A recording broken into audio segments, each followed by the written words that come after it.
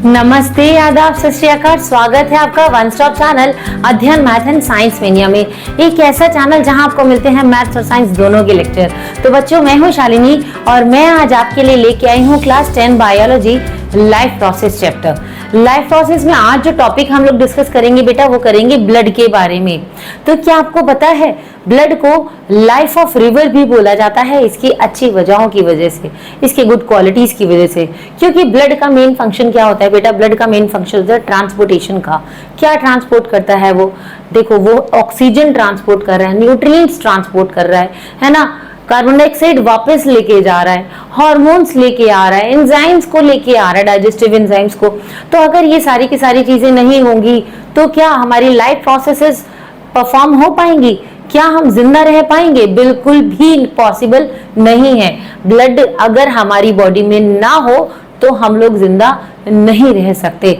तो हम आज ब्लड के बारे में बहुत कुछ जानेंगे। ब्लड के कॉन्स्टिट्यूएंट पार्टिकल्स के बारे में बात करेंगे, red blood cells, white blood cells, plasma के बारे में बात करेंगे, ठीक है। और साथ ही साथ हम बात करेंगे भाई आर्टरीज है, वेन्स है, कैपिलरीज है, जहां से ब्लड ट्रांसपोर्ट होता है, वो ट्यूब्स के बारे में बात करेंगे।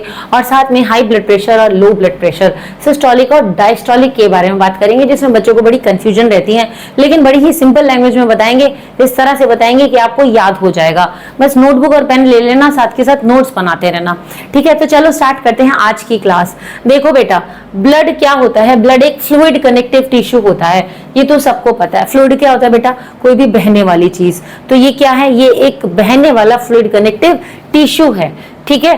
ब्लड के अंदर देखो, ब्लड के अंदर तीन मेन कंपोनेंट्स होते हैं। वो तीन मेन कंपोनेंट क्या है? ब्लड सेल्स हैं, प्लाज्मा है और प्लेटलेट्स हैं। ब्लड सेल्स में आरबीसी और डब्ल्यूबीसी, रेड ब्लड सेल्स और व्हाइट ब्लड सेल्स आ गए, है ना। प्लाज्मा क्या होता है? फ्लूइड होता है जिसमें कि वो सेल्स होते हैं। और प्लेटलेट्स भी हमारे प्लाज्मा के अंदर ही पाए जाते हैं। अभी डिटेल में हम सब जानेंगे, घबराने की जरूरत नहीं है, ठीक है। तो ब्लड क्या करता है बेटा? ब्लड हमारी पूरी की पूरी बॉडी में ऑक्सीजन को, न्यूट्रिएंट्स को, हार्मोन्स को, डाइजेस्टिव एंजाइम्स को, बहुत सारी चीजों को ये ट्रांसपोर्ट करता है, डिलीवर करता है। कहां पर? हर एक सेल और टिश्यू तक, ठीक है। अब ब्लड क्या करता है बेटा? हमें पता है ब्लड कौन से कलर का होता है। ब्लड रेड कलर का होता है। रेड कलर का ब्लड क्यों होता है? क्योंकि इसके अंदर बहुत सारा एक रेड पिगमेंट होता है प्रेजेंट। रेड कलर का पिगमेंट प्रेजेंट होता है, ठीक है। वो रेड कलर का जो पिगमेंट होता है उसको हम क्या बोलते हैं? हीमोग्लोबिन। तो जानते ही होंगे हीमोग्लोबिन, ठीक है। अब इसके अंदर एबिलिटी क्या होती है? इसके अंदर एबिलिटी होती है कि ऑक्सीजन को ये बाइंड अप करता है और हर एक सेल तक लेके जाता है। हर एक सेल तक ऑक्सीजन को लेके गया, वहां पर ग्लूकोज उसका वेट कर रहा है। ऑक्सीजन और ग्लूकोज आपस में मिलेंगे तो एनर्जी रिलीज करेंगे, ठीक है। तो ये क्या कर रहा है भाई? हमने ऑक्सीजन इनहेल की, तो ये जो हीमोग्लोबिन है, रेड पिगमेंट है, एक तरह से टैक्सी ड्राइवर की तरह है। ये क्या कर रहा है? वो टैक्सी ड्राइवर है कि जिसमें ऑक्सीजन आने के बाद उस हीमोग्लोबिन में जाके मिक्स होता है। हीमोग्लोबिन अपने साथ उसको कहाँ लेके जाता है? हर एक सेल तक, हर एक टिश्यू तक, ठीक है। तो इसके अंदर एबिलिटी होती है कि भाई ऑक्सीजन को बाइंड कर लेता है, ये अपने साथ बांध लेता है, ठीक। चलो अभी हम बात कर लेते हैं आरबीसी के बारे में, रेड ब्लड सेल के बारे में। तो देखो, ज्यादातर जो सेल्स होते हैं वो कौन से होते हैं? आरबीसीज होते हैं, ठीक है। आरबीसीज क्या होते हैं बेटा? देखो, आरबीसीज होते हैं, उनका रेड कलर क्यों होता है? आरबीसीज का रेड कलर होता है क्योंकि अभी जस्ट बताया था आपको भाई, उसमें रेड पिगमेंट प्रेजेंट होता है। और रेड पिगमेंट को क्या कहते हैं? बोलो पीछे पीछे चलो। हेमोग्लोबिन। क्या होता है? हेमोग्लोबिन, ठीक। अब देखो, हेमोग्लोबिन क्या है? हेमोग्लोबिन जो है आरबीसीज के अंदर पाए जाते हैं, ठीक है। हेमोग्लोबिन आरबीसीज में पाए जाते हैं। ये क्या कैरी कर रहे हैं बेटा? ये अपने साथ ऑक्सीजन कैरी कर रहे हैं ब्लड में, और ये ऑक्सीजन जो है बॉडी के एक पार्ट से दूसरे पार्ट में जा रही है, ठीक है। क्यों जा रही है? इसको सेल के पास जाना है। सेल के पास क्यों जाना है भाई? तभी तो एनर्जी डिराइव होगी, तभी तो एनर्जी मिलेगी, ठीक। कई बार ये भी तो सुना होगा आप लोगों ने कि भाई जो है हीमोग्लोबिन कम है ना। अगर हीमोग्लोबिन कम होता है हमारी बॉडी का तो थकने लगते हैं, थकावट होने लगती है। थकावट क्यों होने लगती है भाई? जब ऑक्सीजन ही नहीं पहुंचेगा बॉडी के हर एक पार्ट पर, अगर ऑक्सीजन ही नहीं पहुंचेगा, क्योंकि हीमोग्लोबिन का होना जरूरी है। हमने ऑक्सीजन इनहेल की, लेकिन उसको लेके कौन जा रहा है? हेमोग्लोबिन। अगर हेमोग्लोबिन ही कम है तो ऑक्सीजन ले भी ली तो भाई वो डिलीवर ही नहीं हो पाएगी ना, वो कम अमाउंट में, जितना हेमोग्लोबिन होगा उतने अमाउंट में वो डिलीवर होगी। तो हेमोग्लोबिन, उसको कम अमाउंट में हेमोग्लोबिन है तो वो कम ऑक्सीजन सेल तक लेके जाएगा, कम ऑक्सीजन सेल तक लेके जाएगा तो कम अमाउंट में एनर्जी डिराइव होगी, है ना। अब कम अमाउंट में एनर्जी डिराइव होगी तो वीकनेस तो होगी। ठीक, तो इसके लिए अच्छे हरी हरी सब्जियां खाया करो, हेमोग्लोबिन मेंटेन रहेगा। बर्गर पिज्जा से कुछ नहीं होने वाला। ठीक है, तो क्या होता है, ये जो ऑक्सीजन है, ये आरबी जो हीमोग्लोबिन है उस ऑक्सीजन को हमारी बॉडी के एक पार्ट से दूसरे पार्ट में लेके जा रहा है। अब ये जो आरबीसी है ये किस शेप का होता है? रेड कलर का तो होता है, लेकिन शेप क्या होता है? डिस्क लाइक स्ट्रक्चर होता है इसका, कुछ इस तरह से बेटा। ठीक है, तो सर्कुलर लिखा है, ओवल शेप, डिस्क लाइक कह लो, डिस्क लाइक शेप होती है इसकी। ठीक है, और सबसे बड़ी बात, इसमें न्यूक्लियाई नहीं होता। आरबीसी में देखो, पहले ही बता देते हैं बेटा, आरबीसी जो होती हैं उसमें और प्लेटलेट्स जो होती हैं उसमें, आरबीसी और प्लेटलेट्स में न्यूक्लियाई प्रेजेंट नहीं होता, डब्ल्यूबीसी में न्यूक्लियाई प्रेजेंट होता है। तो ऐसे कौन से सेल हैं, ऐसा कौन सा सेल है जिसमें न्यूक्लियाई प्रेजेंट नहीं है? तो सिंपल क्या लिखोगे? RBC, red blood cell. ठीक है, चलो, अब रेड ब्लड सेल जो होता है इसका जो लाइफ ड्यूरेशन होता है ये बहुत छोटा होता है, जिसकी वजह से भाई इसको जल्दी जल्दी बनाना पड़ता है। तो ये कहाँ बनता है हमारी बॉडी में? बोन मैरो के अंदर। कहाँ से बनता है तेजी से? ये हमारी बॉडी में बोन मैरो के अंदर जो बोन्स होती हैं उसमें एक लिक्विड सब्सटेंस होता है, वो जो लिक्विड सब्सटेंस होता है ना वही बोन मैरो है। तो वहीं पर ये जो है हमारे रेड ब्लड सेल जो है वो बन रहे हैं। ऑलराइट, चलो अब आगे देख लेते हैं। देखो, अब बात करते हैं व्हाइट ब्लड सेल्स की। तो व्हाइट ब्लड सेल्स क्या होते हैं बेटा? देखो, जो व्हाइट ब्लड सेल्स होते हैं ये क्या करते हैं? सबसे पहली बात तो ये जो इन्फेक्शन होता है, ठीक है, उससे फाइट करते हैं, किसी भी तरह के इन्फेक्शन से, ये माइक्रोबियल अटैक से ये फाइट करते हैं। और जब उससे लड़ लेते हैं, उसको नहीं आने देते तो हम बच जाते हैं, बीमारियों से बच जाते हैं, हमें डिजीज से बचाते हैं। ठीक है, तो ये किसके अगेंस्ट फाइट कर रहे हैं भाई देखो, इन्फेक्शंस के अगेंस्ट फाइट कर रहे हैं, जर्म्स के अगेंस्ट फाइट कर रहे हैं, फॉरेन बॉडीज जैसे माइक्रोब्स हो गए, ठीक है, उनसे ये लड़ रहे हैं जिनसे कि हम बीमार पड़ सकते हैं। जब उनसे लड़ रहे हैं तो उनको आने नहीं दे रहे तो हम हेल्दी रहते हैं। तो हमारी बॉडी में व्हाइट ब्लड सेल्स का होना भी बहुत जरूरी है हेल्दी रहने के लिए, है ना। अब देखो, कुछ डब्ल्यूबीसी जो होते हैं ये क्या करते हैं? देखो, इनकी कोई फिक्स शेप नहीं होती है। जैसे आरबीसी का बताया कि उसकी सर्कुलर या डिस्क लाइक स्ट्रक्चर होता है आरबीसी का, लेकिन डब्ल्यूबीसी की कोई शेप नहीं होती है। डब्ल्यूबीसी क्या करते हैं बेटा? कुछ डब्ल्यूबीसी जो होते हैं, जो फॉरेन बॉडीज होती हैं, ये जो भी माइक्रोब्स होते हैं उसको ये डाइजेस्ट कर लेते हैं, खा लेते हैं। ठीक है, कौन से प्रोसेस से? फेगोसाइटोसिस प्रोसेस से, जो अमीबा परफॉर्म करता है। ठीक है, अमीबा भी तो कौन सा प्रोसेस फॉलो करता है? फेगोसाइटोसिस। फेगोसाइटोसिस में क्या होता है कि जो भी पार्टिकल खाना है वो पार्टिकल तोड़ के नहीं खाएगा, ये उसको पूरा का पूरा एनगल्फ कर लेगा। ठीक है, तो ये भी कौन सा प्रोसेस फॉलो करता है? फेगोसाइटोसिस का, उससे ये खा लेता है। Phago, PHAGO, phagocytosis. इस प्रोसेस के थ्रू ये क्या करता है? फॉरेन बॉडीज को एनगल्फ कर लेता है, पूरा का पूरा एक साथ ही निगल लेता है। ठीक है, और क्या करता है ये भाई? देखो, इसने कुछ ने तो क्या किया, उन्होंने तो हमें बचाया, हम लोगों की जान बचाई, हमें बीमारियों से बचाया। और कुछ जो होते हैं वो क्या कर रहे हैं बेटा? वो एंटीबॉडीज को मैन्युफैक्चर कर रहे हैं, बनाने का काम भी कर रहे हैं, खाने का तो कर ही रहे हैं, बनाने का भी काम कर रहे हैं, एंटीबॉडीज बना रहे हैं, जिससे कि हमारी बॉडी में इन्फेक्शन से हम बचे रहें। और हमारा जो इम्यूनिटी है वो हमें कौन प्रोवाइड कर रहा है? वो भी हमें डब्ल्यूबीसी प्रोवाइड करे, इम्यूनिटी। ठीक है, इम्यूनिटी कौन प्रोवाइड कर रहा है बेटा? डब्ल्यूबीसी। आरबीसी ऑक्सीजन लेके जा रहा है, ठीक है, और ये डब्ल्यूबीसी क्या कर रहे हैं? जो फॉरेन मटेरियल उनको डाइजेस्ट कर रहे हैं, हमें बीमार नहीं पड़ने दे रहे, इन्फेक्शन से बचा रहे हैं। और क्या कर रहे हैं? एंटीबॉडीज भी बना रहे हैं साथ के साथ, ठीक है, और हमें इन्फेक्शन से बचा रहे हैं। चलो ठीक है, अब डब्ल्यूबीसी जो होता है इसका सर्कुलर या इरेगुलर ही आप कंसीडर करना, ठीक है, सर्कुलर नहीं, सर्कुलर कुछ का हो सकता है, तो कोई फिक्स शेप नहीं है, या तो सर्कुलर या इरेगुलर शेप होगा इसका। ठीक है, अब डब्ल्यूबीसी में न्यूक्लियाई प्रेजेंट होता है, आरबीसी में न्यूक्लियाई एब्सेंट होता है, आरबीसी में न्यूक्लियाई नहीं होता और डब्ल्यूबीसी में न्यूक्लियाई होता है। ठीक है, अब इनकी शेप जो होती है डिफरेंट होती है, भाई सर्कुलर भी होगी या कोई इरेगुलर शेप होगी, डिफरेंट शेप होती है। डिफरेंट शेप होगी तो क्या होगा? उसके फंक्शंस भी अलग अलग होंगे। ठीक है, अब जो आरबीसीज होते हैं बेटा, देखो जो WBC होते हैं वो RBC की कंपैरिजन में कम होते हैं, ज्यादा नहीं होते हैं, तो उनका ज्यादा हमें ध्यान रखना चाहिए, उनको बचा के रखना चाहिए। ठीक है, तो RBC तो बन रहे हैं हमारे बोन मैरो में, WBC जो है वो कम होते हैं RBC के कंपेरेटिवली। चलो अब हम बात कर लेते हैं प्लाज्मा की। प्लाज्मा क्या होता है? देखो हमारा ब्लड जो फ्लूइड फॉर्म में प्रेजेंट है, फ्लूइड क्या बेटा? कोई भी बहने वाली चीज, तो लिक्विड फॉर्म में जो प्रेजेंट है हमारा blood just because of plasma, तो लिक्विड या फ्लूइड पार्ट ब्लड का प्लाज्मा है। उस प्लाज्मा के अंदर ही तो WBC, RBC, प्लेटलेट्स प्रेजेंट हैं और अदर न्यूट्रिएंट्स प्रेजेंट हैं। ठीक है, तो ये कैसा होता है? ये कलरलेस होता है प्लाज्मा। ठीक, अब देखो ये कलरलेस लिक्विड होता है और इसके अंदर 90% वाटर होता है और भी कुछ डिसॉल्व्ड सब्सटेंसेस इसमें प्रेजेंट होते हैं, और भी कुछ डिसॉल्व्ड सब्सटेंसेस इसमें प्रेजेंट होते हैं। अब इसके अंदर RBCs भी हैं, WBC भी है, प्लेटलेट्स भी है और भी सब्सटेंसेस प्रेजेंट हैं, जैसे भाई प्रोटीन, डाइजेस्टेड फूड हो गया, कॉमन सॉल्ट हो गया, NaCl, वेस्ट प्रोडक्ट्स हो गए, कार्बन डाइऑक्साइड, यूरिया, ये सब कुछ कैरी कर रहा है अपने साथ, हार्मोन लेके चल रहा है, एंजाइम्स लेके चल रहा है, सब कुछ प्लाज्मा के अंदर ये सब प्रेजेंट है। WBC, RBC, प्लेटलेट्स और बाकी के भी कंपोनेंट्स, अदर कंपोनेंट्स जो आपको बता दिए। ठीक है, आ गया फ्लूइड पार्ट है ये ब्लड का। चलो आई होप आपको समझ आया होगा। आगे देख लेते हैं भाई, साथ के साथ नोट्स बनाते रहना, पहले बोल रहे हैं। ठीक है, चलो प्लेटलेट्स की बात करते हैं। प्लेटलेट्स सुना होगा, कभी बीमार पड़ते हैं, प्लेटलेट्स कम हो गई। अब प्लेटलेट्स का काम क्या होता है? देखो बेटा, प्लेटलेट्स होते हैं वो छोटे छोटे फ्रेगमेंट्स होते हैं स्पेशल सेल के। ठीक है, छोटे छोटे फ्रेगमेंट्स होते हैं स्पेशल सेल के, और ये भी कहाँ फॉर्म होते हैं? ये भी बोन मैरो में ही बन रहे हैं।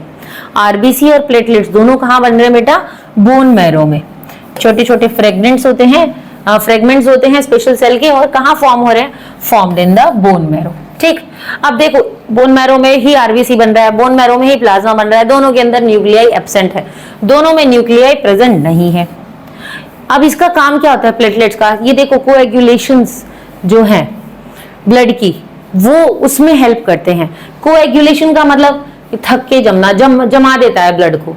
ठीक है, अगर हमें चोट लगे, मान लो जैसे चोट लगती है तो ऐसा होता है ना कई बार कि ठीक है अगर हमने पोंछ दिया या किसी चीज से धो दिया तो रुक जाता है, बट कई बार ब्लड अपने आप से बहता बहता भी जो है वो रुक जाता है ना। क्या होता है? क्लॉटिंग हो जाती है, जम जाता है उस जगह पे, वुंड बन जाता है, घाव बन जाता है ना। तो ये जो कोएगुलेशन हो रहा है, ये जो जम रहा है ना ब्लड, ये किसकी वजह से जम रहा है बेटा? प्लेटलेट्स की वजह से ब्लड जो है ये जम रहा है, कि भाई हमें कट्स लग रहे हैं या चोट लग रही है। तो अगर मान लो प्लेटलेट्स कम हो और ब्लड नहीं रुके तो आपको पता है क्या हो सकता है? एक्सेस अमाउंट में ब्लड लॉस हो जाएगा।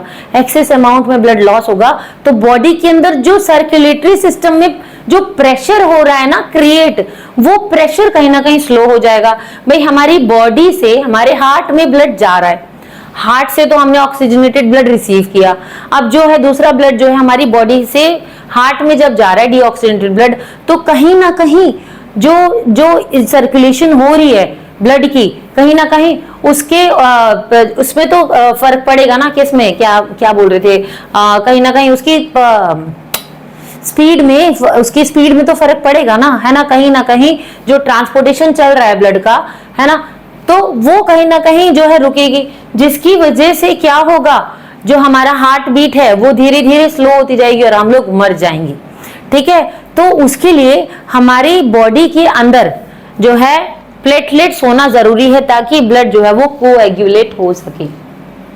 ठीक है, ब्लड जो है वो जम सके, कि भाई ब्लड लॉस होना बंद हो जाए, ब्लड लॉस ना हो। एक्सेस अमाउंट में अगर ब्लड लॉस होगा तो इससे हमारा सर्कुलेटरी सिस्टम अफेक्ट करेगा, जिससे कि हमारी मौत भी हो सकती है।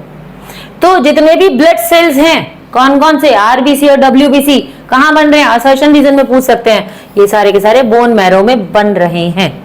ठीक है, फ्रॉम सेल। तो इसको हम स्टेम सेल भी बोलते हैं, याद रखना। स्टेम सेल क्या है? RBC, WBC दोनों स्टेम सेल है। क्यों? क्योंकि दोनों के दोनों ही बोन मैरो में बन रहे हैं और दोनों के अंदर न्यूक्लियाई प्रेजेंट नहीं है। ठीक, आ गया समझ? चलो अब हम बात करते हैं ब्लड वेजल्स की। ब्लड वेजल्स की ट्यूब, भाई ब्लड तो फ्लो हो रहा है लेकिन ट्यूब से फ्लो हो रहा है, तो कौन कौन सी ट्यूब्स हैं? 3 तरह की ट्यूब होती हैं। ठीक है, 3 तरह की ट्यूब होती हैं। एक होती है आर्टरी, एक होती है वेन, एक होती है और होती है कैपिलरीज। देखो वेन्स दिखती होंगी हाथों में, जरा आपने देखो ब्लू ब्लू कलर की नजर आ रही होंगी, है ना। सोचते होगे भाई ब्लड जा रहा है लेकिन ये ब्लू कलर की क्यों है, इसका कलर ही हो सकता है बाउंड्री ब्लू कलर की हो, तो ऐसा कुछ नहीं होता है। देखो ये जो हमारी जो वेन्स होती है ना बेटा, ये वेन्स ना डीऑक्सीजनेटेड ब्लड कैरी करती हैं। डीऑक्सीजनेटेड मतलब भाई ऑक्सीजन बहुत ही लेस अमाउंट में प्रेजेंट है। जब ऑक्सीजन लेस अमाउंट में प्रेजेंट है तो खुद से सोचो ना कि आरबीसीज क्या वहां पर होंगे, आरबीसीज ही तो ब्लड को रेड कलर दे रहे हैं। जब आरबीसीज कम होंगे तो क्या वहां पर रेड कलर होगा? नहीं, रेड कलर नहीं होगा। तो यहाँ पर कार्बन डाइऑक्साइड रिच ब्लड है, ठीक है, वेन के अंदर। और जो हमारी आर्टरी होती है ये इसमें रेड ब्लड सेल्स प्रेजेंट होते हैं, भाई ऑक्सीडेंटेड ब्लड ये कैरी करती है।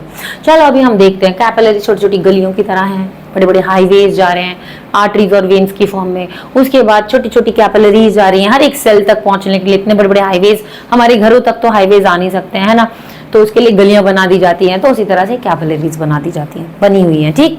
तो पहले हम देखते हैं, स्टार्ट करते हैं। देखो आर्टरीज की हम बात करते हैं। तो बेटा आर्टरीज क्या करती हैं? देखो आर्टरी ब्लड को हमारे हार्ट से कहां से कैरी करती है बेटा? आर्टरी ब्लड को हमारे हार्ट से कैरी करती है और हमारे बॉडी के अदर पार्ट्स में हर एक सेल तक लेके जा रही है। तो ऑक्सीजनेटेड ब्लड किसमें हुआ? आर्टरी में। हार्ट से हमारे बॉडी के हर एक सेल तक जा रहा है, तो ये ऑक्सीजनेटेड ब्लड कैरी कर रही है, ठीक है। तो ये क्या कर रही है? ये डायरेक्टली ब्लड को हमारे हार्ट से रिसीव कर रही है। अब हार्ट से रिसीव करी तो भाई प्रेशर भी बहुत हाई अमाउंट में है, बहुत ज्यादा प्रेशर भी है उसमें, है ना। अब जब प्रेशर है उसके अंदर तो इसकी वजह से अगर तो इसकी वॉल्स थिन होगी मान लो, तो क्या होगा? थिन वॉल की वजह से फट भी सकती है। तो इसीलिए आर्टरीज की जो वॉल्स होती हैं, ध्यान रखना, आर्टरीज की जो वॉल होती हैं ये थिक होती हैं। क्यों? क्योंकि हार्ट से डायरेक्ट ही ऑक्सीजनेटेड ब्लड हमारी बॉडी के हर एक सेल तक पहुंचा रही है और प्रेशर हाई है, इस वजह से आर्टरीज की जो वॉल्स हैं वो थिक है, मोटी हैं, ठीक है। अब देखो जो मेन आर्टरी है उसको हम क्या बोलते हैं? ऑर्टा। हार्ट से आ रही है ना सीधा, हार्ट से हमारी बॉडी के अंदर पहुंचा रही है, तो मेन आर्टरी क्या हुई? ऑर्टा। ऑर्टा ये क्या कर रही है? ये ऑक्सीजनेटेड यानी कि बहुत सारा ऑक्सीजन उसमें मिला हुआ है, ठीक है। ऑक्सीजनेटेड ब्लड कैरी कर रही है कहां से? जो लेफ्ट वेंट्रिकल होता है, ऊपर होती है लेफ्ट आर्टरी, उसके नीचे होता है लेफ्ट वेंट्रिकल। लेफ्ट वेंट्रिकल से डायरेक्ट ऑर्टा से ब्लड होता हुआ हमारी बॉडी में जाता है ना। ये बताया था आपको ट्रांसपोर्टेशन में। जिन्होंने ट्रांसपोर्टेशन नहीं देखा जरूर देख लेना बेटा, चाहे 1.5 की स्पीड में रख के देख लेना, 10 मिनट लगेंगे, ज्यादा बड़ा वीडियो नहीं है, बड़े छोटे वीडियो में बहुत अच्छे से डीपली एक्सप्लेन कर दिया है, ठीक। और जिन्होंने देख लिया उनको तो समझ आ ही रहा होगा, ठीक है। चलो मेन आर्टरी क्या है? ऑर्टा। ऑर्टा क्या करिए? ऑक्सीजनेटेड ब्लड कैरी करिए। किससे कनेक्टेड है? डायरेक्टली लेफ्ट वेंट्रिकल से, है ना, लेफ्ट साइड से ऑक्सीजनेटेड ब्लड आ रहा है, वेरी गुड। अब पल्मोनरी आर्टरी किससे कनेक्टेड होती है बेटा? राइट वेंट्रिकल से। पल्मोनरी आर्टरी राइट वेंट्रिकल से कनेक्टेड होती है, जो कि डीऑक्सीजनेटेड ब्लड कैरी करती है from the right ventricle to the lungs, ठीक है। पल्मोनरी आर्टरी जो होती है बेटा वो डीऑक्सीजनेटेड ब्लड कैरी करती है, ठीक है। और वो डायरेक्टली वो कहां जा रहा है? हमारा हार्ट से हमारे लंग्स में जा रहा है, ठीक है। तो पल्मोनरी आर्टरी जो है ना हमारी बॉडी से ब्लड को हार्ट में लेके आ रही है वेना कावा के थ्रू। बताया था वेना कावा से हार्ट जो है ब्लड जो है वो राइट ऑट्रियम में जाता है, राइट ऑट्रियम से लेफ्ट ऑट्रियम में जाता है, वहां से वो ब्लड जो है वो लंग्स में पंप आउट कर दिया जाता है। फिर क्या होता है? लंग्स के अंदर ऑक्सीजन मिक्स होती है उसके अंदर, ब्लड के अंदर, ठीक है। वो जो डीऑक्सीजनेटेड ब्लड लंग्स तक गया ना, हम सांस लेंगे, अब लंग्स में क्या होगा? ऑक्सीजन जो है उसके अंदर वापस से मिल जाएगी, ऑक्सीजन मिल जाएगी तो वापस से वो ब्लड हमारे हार्ट तक आएगा और हार्ट उसे पंप आउट कर देगा बॉडी में, ठीक है। तो अब वेन्स का क्या काम है? वेन्स की बात सुन लेते हैं हम। देखो जो अच्छा एक चीज ध्यान से सुनना इसके अंदर कि भाई सिर्फ कौन सी एक आर्टरी ऐसी है जो डीऑक्सीजनेटेड ब्लड कैरी कर रही है? सिर्फ एक आर्टरी। आर्टरीज वैसे ऑक्सीजनेटेड ब्लड ही कैरी करती हैं, लेकिन सिर्फ एक आर्टरी है जो डीऑक्सीजनेटेड ब्लड कैरी कर रही है। कौन सी आर्टरी है बेटा? Pulmonary artery. ये क्या कर रही है? ये राइट वेंट्रिकल के साथ कनेक्टेड होती है, ठीक है, और डीऑक्सीजनेटेड ब्लड हमारे जो है लंग्स में ट्रांसपोर्ट करती है, ठीक है। Deoxygenated blood from the right ventricle to the lungs, right ventricle से लंग्स में डीऑक्सीजनेटेड ब्लड भेजती है जिसमें ऑक्सीजन कम है, ठीक। अब क्या होगा? देखो वेन्स का क्या काम होता है ये समझ लो। तो अभी पीछे समझ आया होगा कि आर्टरीज ऑक्सीजनेटेड ब्लड कैरी करती है, लेकिन सिर्फ और सिर्फ कौन सी आर्टरी डीऑक्सीजनेटेड ब्लड कैरी करी है? पल्मोनरी आर्टरी, ठीक है। तो जो लेफ्ट पल्मोनरी आर्टरी होती है वो लेफ्ट लंग में ब्लड को भेजती है, और जो राइट पल्मोनरी आर्टरी होती है बेटा वो राइट लंग में ब्लड को भेजती है। ट्रांसपोर्टेशन वाली वीडियो में पूरा समझाया था। मेरी ये हम्बल रिक्वेस्ट है, जिन्होंने ट्रांसपोर्टेशन नहीं देखा, डायरेक्ट ये समझने के लिए आ गए हैं, प्लीज एक बार उसको जरूर देख लेना, आपको फिर पूरा प्रोसेस अच्छे से समझ आ जाएगा। ठीक है, देखो अब वेन्स के अंदर क्या होता है, देखो वेन्स क्या करती हैं, ये वो ब्लड वेजल्स होती हैं जो डीऑक्सीजनेटेड ब्लड कैरी कर रही हैं। भाई ब्लड तो ये भी कैरी कर रही हैं लेकिन डीऑक्सीजनेटेड। ठीक है, आर्टरीज हार्ट से बॉडी तक पहुंचा रही हैं, और वेन्स क्या करेंगी, बॉडी से हार्ट तक लेके जाएंगी। वेन्स क्या करेंगी, हमारी बॉडी से हार्ट के पास ब्लड को लेके जाएंगी। हार्ट उसको पंप करेगा, लंग्स में भेजेगा, लंग्स से फिर हार्ट में आएगी, फिर हार्ट उसको पंप कर देगा, हमारी बॉडी तक भेज देगा ऑक्सीजनेटेड ब्लड को। तो ये जो डीऑक्सीजनेटेड ब्लड है, ये वेन जो है डीऑक्सीजनेटेड ब्लड कैरी कर रही है और हमारी बॉडी से हमारे लंग हार्ट में आ रहा है। ठीक है, अब भाई बॉडी से हार्ट में आ रहा है तो प्रेशर तो कोई ज्यादा होगा नहीं इसके अंदर, है ना। जब इसमें लेस प्रेशर है तो क्या होगा, लेस प्रेशर की वजह से ज्यादा वॉल्स का थिक होना तो जरूरी है नहीं, तो आर्टरीज की वॉल्स थिक होती हैं, लेकिन वेन्स की जो वॉल होती है बेटा वो थिन होती हैं। क्यों, क्योंकि यहाँ पर ब्लड का प्रेशर जो होता है वो लेस होता है, कम होता है। अब ये जो वॉल्स प्रेजेंट हैं इनमें, वो क्या करेंगी, ब्लड के बैक फ्लो को होने से रोकेंगी। ब्लड के बैक फ्लो को, वॉल्स क्या होती है, मस्कुलर फ्लैप होते हैं, बताया था आपको, है ना। इस तरह से मस्कुलर फ्लैप लगे होते हैं।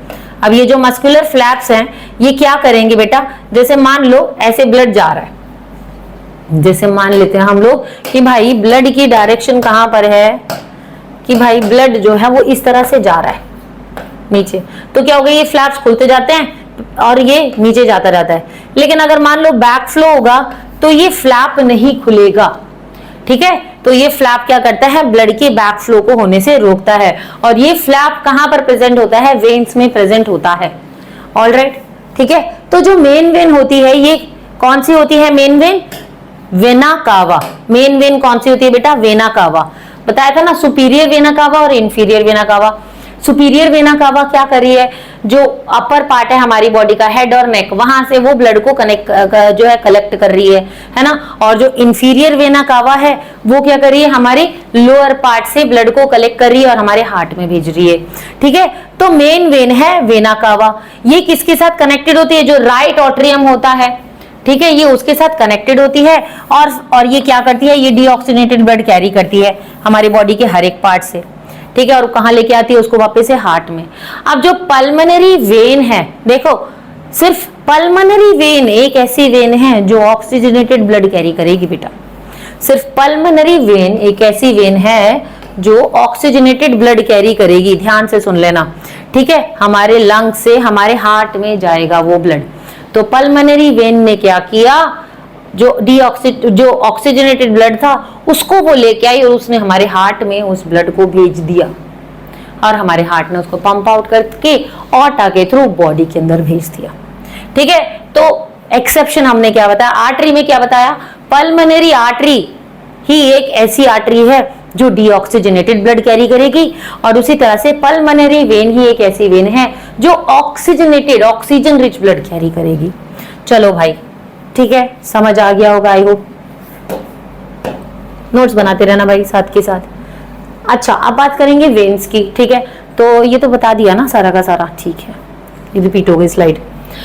अब कैपिलरीज की बात करते हैं। जैसे देखा है, बड़े बड़े हाईवेज होते हैं, है ना, बड़े बड़े हाईवेज हैं, तो वहां से तो गाड़ियां आ रही हैं जा रही हैं, लेकिन जब हम अंदर अंदर आते जाते हैं सिटी के, तो भाई छोटी छोटी गलियां भी होती हैं, है ना, घरों जहां पर घर बने होते हैं वहां पर छोटी छोटी रोड्स होते हैं। तो हर एक जगह हाईवे तो पहुंच नहीं पाता, तो जहां हाईवे नहीं पहुंचता वहां पर गलियां होती हैं। उसी तरह से आर्टरीज जो होती हैं और वेन्स जो होती हैं, ये हर जगह तो पहुंच नहीं पाती, सेल्स इतने छोटे छोटे हैं, तो उन तक कैसे जाएगा ब्लड, उन तक ब्लड कैसे जाएगा, वो कैपिलरीज के थ्रू जाता है बेटा। ठीक है, किसके थ्रू जाता है, कैपिलरीज को। तो जो कैपिलरीज होती हैं, कैपिलरीज क्या है बेटा, हमारी thin walled extremely narrow tubes हैं, जो कि इनकी वॉल भी थिन होती है, ठीक है, जो कि किसके साथ कनेक्टेड है, हमारी आर्टरीज को वेन से कनेक्ट करती है। ये देखो, ये आर्टरीज है ना, आर्टरीज को किससे कनेक्ट करेंगे बेटा, वेन से, कि भाई ऑक्सीजन हर एक सेल तक पहुंच गया। देखो पूरी कहानी बताते हैं आपको। यहां पर मान लो एक सेल प्रेजेंट है, ठीक है, ये इसने क्या किया, यहां पर मान लो, हम इधर मान लेते हैं, मान लो एक सेल प्रेजेंट है यहां पर, ठीक है। अब यहां से ऑक्सीजन गया और यहाँ पर ग्लूकोज जो है उस ऑक्सीजन का वेट कर रहा था। अब ये ऑक्सीजन चला गया यहाँ पर, इसके साथ मिल गया, इन्होंने एनर्जी डिराइव की और वेस्ट मटेरियल कुछ रिलीज किया। अब वो जो वेस्ट मटेरियल है वो भी इन कैपिलरीज से वेन्स में जाएगा, ठीक है। वो वेस्ट मटेरियल भी यहीं से वापस आएगा, इसी कैपिलरी से, और वो फर्दर वेन्स में चला जाएगा। तो जो कैपिलरीज होती हैं वो बेटा आर्टरीज को वेन से कनेक्ट करती हैं, ठीक है। तो देखो यहां पर बहुत सारे डिसॉल्व्ड सब्सटेंसेस होते हैं, जैसे कि भी ऑक्सीजन हो गया, फूड हो गया, जो कि हमारे ब्लड में प्रेजेंट है। वो जो होता है वो कैपिलरी जो है उसको पास आउट करती है। कैपिलरी, ये आर्टरी ने क्या किया, कैपिलरी को दे दिया, मतलब आर्टरी से कैपिलरी में आया, कैपिलरी से सेल में गया, सेल ने यूज किया, उसने एनर्जी डिराइव की, वेस्ट मटेरियल भी कैपिलरी में छोड़ दिया। अब वो जो कैपिलरी है वो वेन तक चली जाएगी, उस वेस्ट मटेरियल को वेन के पास भेज देगी, ठीक है। तो at the same time the waste material also enter the capillary, thus an exchanges takes place. तो कैपिलरीज में एक्सचेंज चल रहे हैं, ठीक है भाई। अच्छा जो है वो सामान आ भी रहा है और जो वेस्ट है वो जा भी रहा है, ऑलराइट। जहां से आना वहीं से जाना, ठीक। तो ये हमने बात की थी भाई एक ट्यूबुलर सिस्टम के बारे में, ट्रांसपोर्टेशन की हमने बात की, आर्टरीज, कैपिलरीज और आर्टरीज, वेन्स और कैपिलरीज के बारे में। अब हम बात कर लेते हैं टाइप ऑफ ब्लड प्रेशर। बच्चों को बड़ी कंफ्यूजन रहती है, लेकिन इतना सिंपल टॉपिक है ये कि कोई कंफ्यूजन वाली बात नहीं है बेटा। देखो आज हम आपको समझाते हैं। तो सिस्टोल और डायस्टोल ब्लड प्रेशर होता क्या है? देखो भाई, ब्लड प्रेशर दो टाइप का होता है, सिस्टोल और डायस्टोल, ठीक है। देखो जब फोर्स के साथ ब्लड आ रहा है, यानी कि एक सिंपल सी बात हम बताते हैं कि जब ब्लड हमारा कॉन्ट्रैक्ट हुआ, जब कॉन्ट्रैक्ट होगा तो उस टाइम पे प्रेशर हाई होगा, हाई प्रेशर मतलब सिस्टोल, ठीक है। और जब ब्लड रिलैक्स हुआ तो प्रेशर लेस, तो उस टाइम पे जो प्रेशर होगा वो डायस्टोल। तो high pressure is systole and low pressure is diastole. इतना तो समझ आ गया होगा आपको, है ना। तो blood pressure is the force और pressure caused by blood circulation. Blood circulation की वजह से जो भी प्रेशर एग्जर्ट हो रहा है सर्कुलेटरी सिस्टम के ऊपर, उसको हम बोलते हैं सिस्टोल, ठीक है। तो जब हार्ट हमारा पंप हो रहा है और ब्लड प्रेशर हमारा एग्जर्ट हो रहा है हमारी आर्टरीज के अगेंस्ट, उसको हम बोलेंगे सिस्टोलिक ब्लड प्रेशर। और प्रेशर जब हमारे वेजल्स के अगेंस्ट अप्लाई होगा, एग्जर्ट होगा, ठीक है, लगाया जाएगा, कब? जब हार्ट हमारा रेस्टिंग स्टेज पे है, जब हार्ट यहां पर क्या है, हमारा हार्ट जो है ये पंप किया, ठीक है। जब पंपिंग स्टेज में होगा तो सिस्टोलिक होगा, और जब रेस्ट की स्टेज में होगा तो डायस्टोलिक प्रेशर होता है, ठीक है। तो देखो अगर हम ब्लड प्रेशर की बात करें तो 90 to 60 mm ऑफ Hg और 120 to 80 mm ऑफ Hg होता है, और इसको एक आइडियल ब्लड प्रेशर जो है वो कंसीडर किया जाता है। आइडियल ब्लड प्रेशर का मतलब बेटा कि भाई ये अच्छा ब्लड प्रेशर है, इससे कम या ज्यादा नहीं होना चाहिए। एक नॉर्मल ह्यूमन बॉडी के लिए, एक हेल्थी बॉडी के लिए इतना ब्लड प्रेशर ही होना चाहिए, ठीक है। तो नॉर्मल जो सिस्टोलिक ब्लड प्रेशर है वो कितना है? अगर मैं हाई की बात करूंगी तो 90 to 120, इससे ज्यादा नहीं, 90 से कम नहीं, 120 से ज्यादा नहीं, हाई, ठीक है। तो सिस्टोलिक। और अगर नॉर्मल डायस्टोलिक यानी कि लो ब्लड प्रेशर की बात करेंगे तो 60 to 80, इससे कम नहीं होना चाहिए या इससे ज्यादा नहीं होना चाहिए, ऑलराइट। चलो अब जरा एक डिफरेंस भी देख लेते हैं बड़ा अच्छा सा, जिससे कि आपको ये कॉन्सेप्ट और अच्छे से समझ आ जाएगा। देखो बेटा, अगर हम यहाँ पर डिफरेंस देखेंगे इन दोनों के बीच में तो डेफिनेशन सबसे पहले देख लेते हैं। तो जो सिस्टोलिक ब्लड प्रेशर है वो क्या है बेटा? Pressure exerted when the heart beat, जब हार्ट बीट होगी तो उस समय जो प्रेशर एक्सर्ट होगा वो सिस्टोलिक ब्लड प्रेशर होगा। डायस्टोलिक ब्लड प्रेशर क्या होता है कि जब वॉल्स जो होती हैं आर्टरीज की, मसल्स जो होती हैं हार्ट की, जब वो रिलैक्स करती हैं इन बिटवीन, ठीक है, तो वो हमारा होता है डायस्टोलिक ब्लड प्रेशर। अगर नॉर्मल रेंज हम देखेंगे तो इन्फेंट्स के अंदर 95 mmHg होता है। अगर आप लोगों को mmHg में हम जो ब्लड प्रेशर को जो फाइंड आउट करते हैं, जो यूनिट होती है ब्लड प्रेशर की, वो mmHg में हम उसको रिप्रेजेंट करते हैं। ये जानना है कि भाई mmHg है क्या, तो कमेंट से मेंशन करो, आपको इसका शॉर्ट दे दिया जाएगा, बता दिया जाएगा, ठीक है। तो यहाँ पर जो इन्फेंट्स हैं उनके अंदर जो नॉर्मल ब्लड प्रेशर है वो 95 mmHg है, और एडल्ट्स के अंदर कितना होता है बेटा 90 to 120 mm, और 6 से 9 साल के बच्चे के बीच में जो होते हैं उनका 100 mmHg होता है। क्या सिस्टोलिक हाई ब्लड प्रेशर की बात कर रहे हैं। लो ब्लड प्रेशर अगर इन्फेंट में देखेंगे तो वो होगा 65 mm, ठीक है। और अगर हम अडल्ट्स की बात करेंगे तो अडल्ट्स में तो 60 to 80 होता है ना, और 6 से 9 साल के बच्चे का 65 mmHg होता है। अब जब वेंट्रिकल हार्ट की कॉन्ट्रैक्ट होंगी तो प्रेशर हाई होगा, ठीक है, तो वो सिस्टोलिक ब्लड प्रेशर है। और जब हार्ट की जो वेंट्रिकल्स हैं, जब वेंट्रिकल्स जब रिलैक्स होंगी तो उस टाइम पे प्रेशर लो होगा, तो वो डायस्टोलिक ब्लड प्रेशर है, ठीक है। अगर हम रीडिंग ऑफ ब्लड प्रेशर की बात करें, ब्लड प्रेशर हमें रीड करना है, तो systolic blood pressure high pressure में कंसीडर किया जाता है और डायस्टोलिक प्रेशर लो में कंसीडर किया जाता है, ठीक है। ब्लड प्रेशर हमारी आर्टरीज में इसमें मैक्सिमम होता है और इसमें वेन्स में मिनिमम होता है, ठीक है। ब्लड वेसल, यहां पर ब्लड वेसल कॉन्ट्रैक्ट हो रहा है क्योंकि कॉन्ट्रैक्शन में ही तो प्रेशर जनरेट होगा, तो यहां पर जो ब्लड वेसल हैं वो कॉन्ट्रैक्ट होंगी और यहां पर डायस्टोल में रिलैक्स होंगी। ऑलराइट, तो आई होप आपको ये अच्छे से समझ आया होगा ब्लड के बारे में जो आज हमने पढ़ा है, और सिस्टोलिक डायस्टोलिक ब्लड प्रेशर। अगर कोई भी प्रॉब्लम होती है, कोई भी डाउट होता है तो कमेंट में मेंशन कीजिए। तो और मैं हूं ना, ठीक है बेटा, तो खूब अच्छे से मेहनत करो, पढ़ाई करो, keep practising, keep learning, and if you like our videos then please like, comment, share and subscribe our channel. Till then, bye.